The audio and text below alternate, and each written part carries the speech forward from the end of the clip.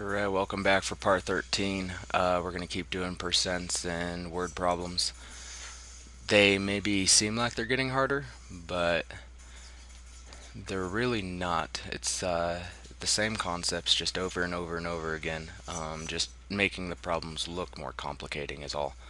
Well, in this one we have a sample ore of gold, and out of this sample ore, 9% is gold. The rest is just a bunch of other stuff like dirt. How much ore is needed to produce 3,600 kilograms of gold? So notice you have 9% of this ore is gold. So that 9%, if you remember from video 1, goes, if you want to convert it, it's 0.09 or 9 parts of 100. We will use the decimal form for this problem. So is here is a keyword. 9% is gold. How much ore is needed to produce 3,600 kilograms of gold? So 3,600 kilograms are produced. 3,600 kilograms. And we have 9%, and we want to know how much do we need of this ore. We'll just call it X. How much of this ore do we need to get 3,600 kilograms of gold if 9% of the ore is gold? So you should remember from previous videos as well, if we want that X by itself, we just divide by whatever's sitting next to it. So both sides are going to get divided by 0.09. Go to your calculator. 3,600 divided by 0.09, 40,000. So, in order to produce 3,600 kilograms of gold, you're going to need 40,000 kilograms of gold ore if 9% of it is gold. So that's that's another problem involving percents. Let's see here. One sec, bear with me. I'm trying to think of another one.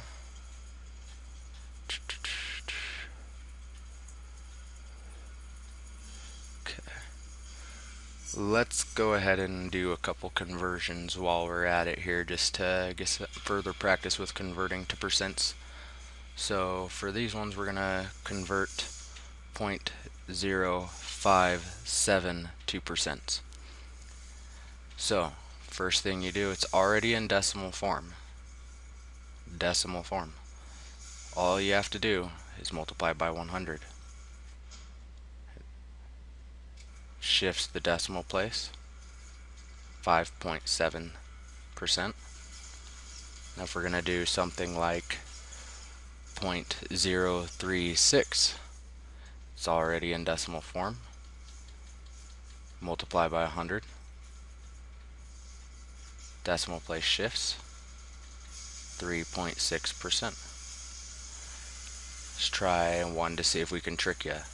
1.285. Well, yes, it's larger than 1, but it's still in decimal form. So all you do is multiply by 100, and in percent form, it's move that over to 128.5%. Now, let's go ahead and do a couple where it's not in decimal form. So let's say we have something like 7 out of 33. Well, in order to put that in decimal form, like a previous video, just divide that fraction. Here we actually get 0.212. We'll just keep it at 0.212 here. So now it's in decimal form.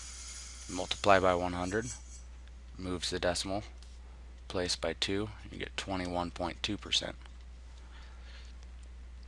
Let's do another one. 19 of 24. Well, pull out your calculator. 19 divided by 24. Oh, let me just make sure I don't know. 19 divided by 24. Point. No, that can't be right. Okay. 19 divided by 24. Alright. 0.79, and we'll say 2. 0.792. Well, now it's in decimal form, and all you do to move it to percent is multiply by 100, which shifts the decimal place 2 to the right, and you get 79.2%. It's a 9. Okay. And we'll go ahead and do one more. 1 and 11/16. So first I would get this to either improper fraction or do 11/16 and add 1. There's numerous ways to turn this into a decimal. Use whichever way you're most comfortable with. 1 is actually just 16/16, so 1 is equal to 16/16, and we have 11 more of them, so we would just add 11 more 16ths, and we would get, what, 27/16. So this and this are the same. Well, now we just do what we've always done. 27 divided by 16. 1.6875. 1.689, we'll say. So now that it's in decimal form, 1.689, you multiply by 100, decimal moves 2 places to the right, you get 168.9%. So you see, I just wanted to kind of go over a little bit more, but anytime you have the decimal, you multiply by 100. When you're in the fraction, turn it into decimal, multiply by 100. It's quite simple for moving from either decimals to percents or fractions to percents. Very easy stuff. So I will see you later. I hope this has been another helpful video. Alright, welcome back for part 12 of the percent series. Now the videos are going to start to get a little bit harder as we try to delve into various different types of problems involving percents. This one is common, and it's a common stumbling block amongst a lot of people.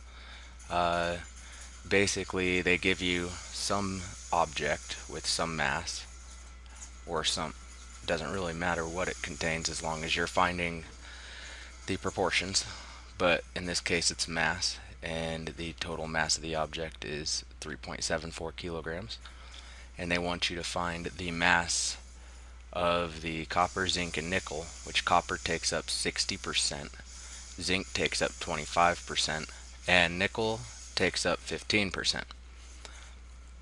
So before you begin, it's good to understand that 100% of this alloy corresponds to 3.74 kilograms. So the whole block of alloy weighs 3.74 kilograms. Common sense, right?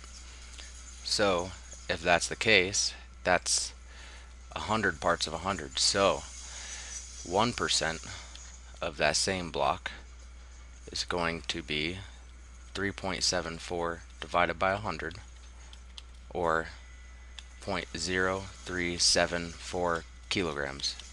So 1% weighs this much. Well, now that you have how much each percent weighs, you can use that to determine the other proportions. So one sec, let me find my pen here. Okay. So for instance, let's say we're doing copper first. Copper is 60%.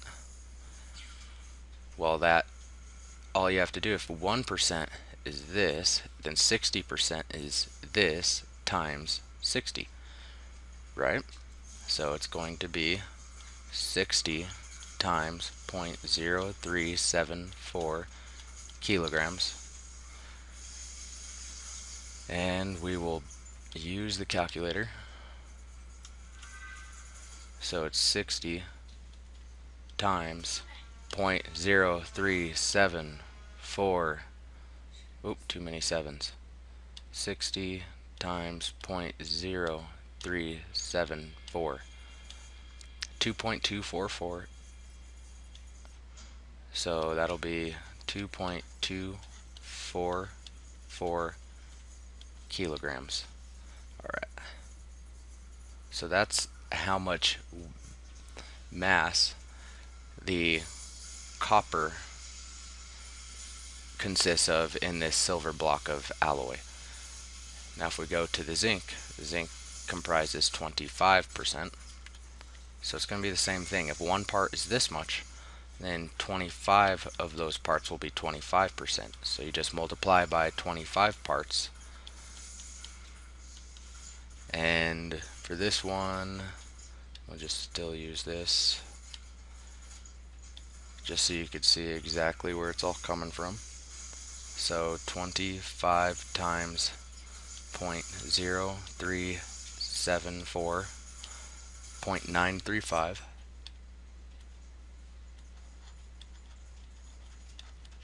kilograms. Okay. And then we have one more thing to determine here, and that's the nickel. So if you have 15% is nickel, then if 1% is this, then all you have to do to find 15% is, well, multiply by 15 on each part. So 15% is 15 times 0.0374 kilograms. Pull out the calculator.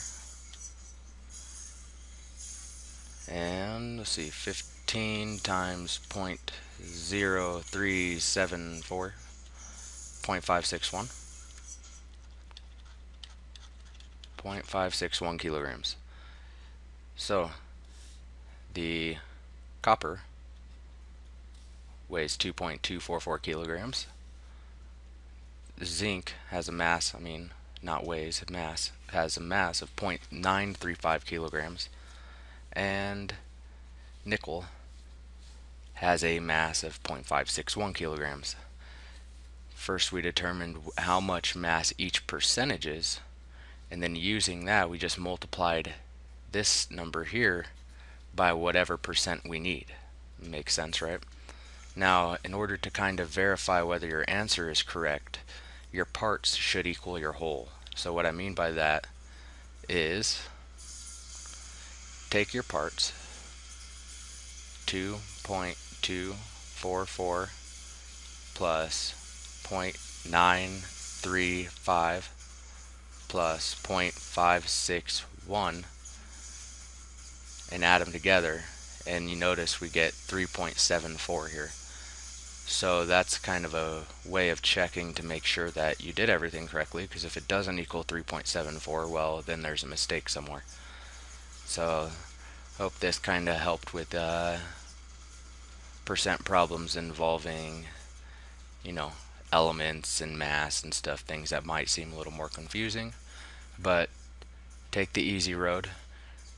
First write what it is, 100% is that, and then divide each part by 100, so you get 1%, and then use that 1% ratio you've determined here to determine what 60% would be, 25 and 15. And notice this part stays the same each time, and this is the part that's getting multiplied by a different number. So see you later. I'll have some more word problems out to keep tackling this innumeracy problem with percents in the United States, I suppose.